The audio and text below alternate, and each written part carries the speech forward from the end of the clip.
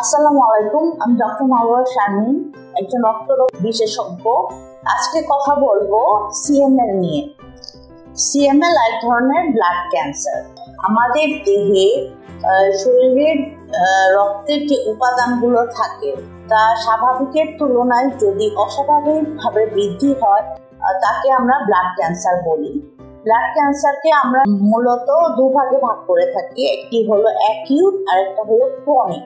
CML হলো এই ধরনের ক্রনিক একটি রোগ, blood cancer, chronic myeloid leukaemia. একে ক্রনিক বলার কারণ হলো এই রোগটি ধীরে ধীরে অগ্রসর হয় আর ধীরে ধীরে এই ব্লাড ক্যান্সারটি বৃদ্ধি হয়। ক্রনিক মাইলয়েড লিউকেমিয়া আসলে প্রাপ্তবয়স্ক লোকদেরই রোগ, যেমন আফটার 40 ইয়ার্স এজে এই রোগটি দেখা যায়, কিন্তু আজকাল আমাদের দেশে ইয়াং এজেও এই রোগটি চোখে পড়ে। আসি সিএমএল এর স্টেজ। সিএমএল কে আমরা 3টি স্টেজে ভাগ করতে পারি, ক্রনিক ফেজ, তারপরে হলো অ্যাক্সিলারেটেড অ্যান্ড ব্লাস্টিক ফেজ। এখন আসি উপসর্গ। সিএমএল 30% কেসে কোনো লক্ষণই থাকে না, মানে নীরব ব্যাধি হিসেবে থাকে। আর কিছু কিছু ক্ষেত্রে অন্যান্য ব্লাড ক্যান্সারের মতো সিএমএল এর লক্ষণ না। সিএমএল এর রোগীরা অনেক সময় দুর্বলতা, ফ্যাটিক, কাজে মনোযোগ না পাওয়া, ক্ষুধামন্দা, তারপরে দেখা যায় পেটের বাম পাশে চাকা অনুভূত হওয়া, অল্প খেলে পেট ভরে যাওয়া। তারপরে দেখা যায় যে অনেক সময় আমাদের কাছে পেশেন্টরা আসে নর্মাল ব্লাড টেস্ট করতে আসছে অন্য কোনো কারণে, কিন্তু দেখা যায় যে ব্লাড সেলের কাউন্ট অনেক বেড়ে গিয়েছে, ডাব্লিউবিসি কাউন্ট দেখা যায় অনেক বেশি। তখন পেরিফেরাল ব্লাড ড্রেন করতে আসলে ইনসিডেন্টালি সিএমএল ডায়াগনোসিস হয়ে থাকে। তাছাড়া আরও যখন সিএমএল অ্যাডভান্স ফেজ বা প্লাস্টিক ফেজে চলে যায় তখন পেশেন্ট আমাদের কাছে জ্বর, শরীর ব্যথা, বমি, মাথা ঘোরানো, শরীরের বিভিন্ন জায়গায় রক্তক্ষরণের সমস্যা নিয়েও ডক্টরের শরণাপন্ন হতে পারে।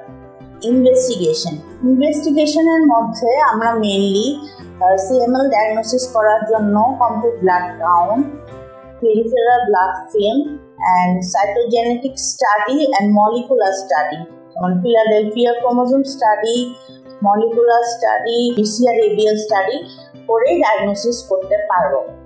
এখন আসি সিএমএল রোগটি কেন হয়। সিএমএল আমাদের দেহে 23 জোড়া ক্রোমোজোম থাকে, এর মধ্যে 23 নম্বর ক্রোমোজোম এবং 9 নম্বর ক্রোমোজোম ফিউশন হয়ে এক ধরনের অঙ্কপ্রোটিন তৈরি করে। ওই অঙ্কপ্রোটিনটি আমাদের দেহে টাইরোসিন কাইনেজ নামে একটি এনজাইমের বৃদ্ধি বাড়িয়ে দেয়। এর ফলে ডাব্লিউবিসি কাউন্ট অস্বাভাবিকভাবে বৃদ্ধি হয়, এর ফলে এটি সিএমএল এ কনভার্ট হয়। এখন আসি সিএমএল এর ট্রিটমেন্ট।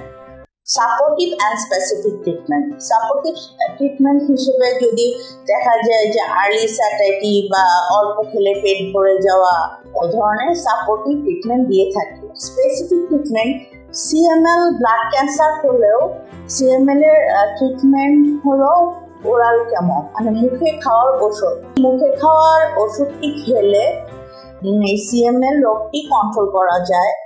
আমাদের দেশেই অ্যাভেলেবল এই সিএমএল রোগের চিকিৎসা।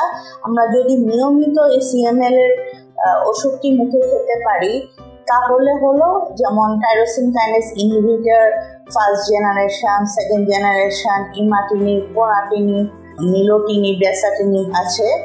এই ওষুধগুলো নিয়মিত সেবন করলেই সিএমএল রোগটি কন্ট্রোলে থাকে। তারপরে আমরা ওই অনুযায়ী ফলো আপে আসবো হেমাটোলজিস্টের কাছে। সিবিসি, BCR-ABL স্টাডি 2 সপ্তাহ, 3 মাস, 6 মাস, 1 বছর, এভাবে আমরা নিয়মিত ডক্টরের শরণাপন্ন হয়ে রোগটি কন্ট্রোল করতে পারি। ধন্যবাদ সবাই।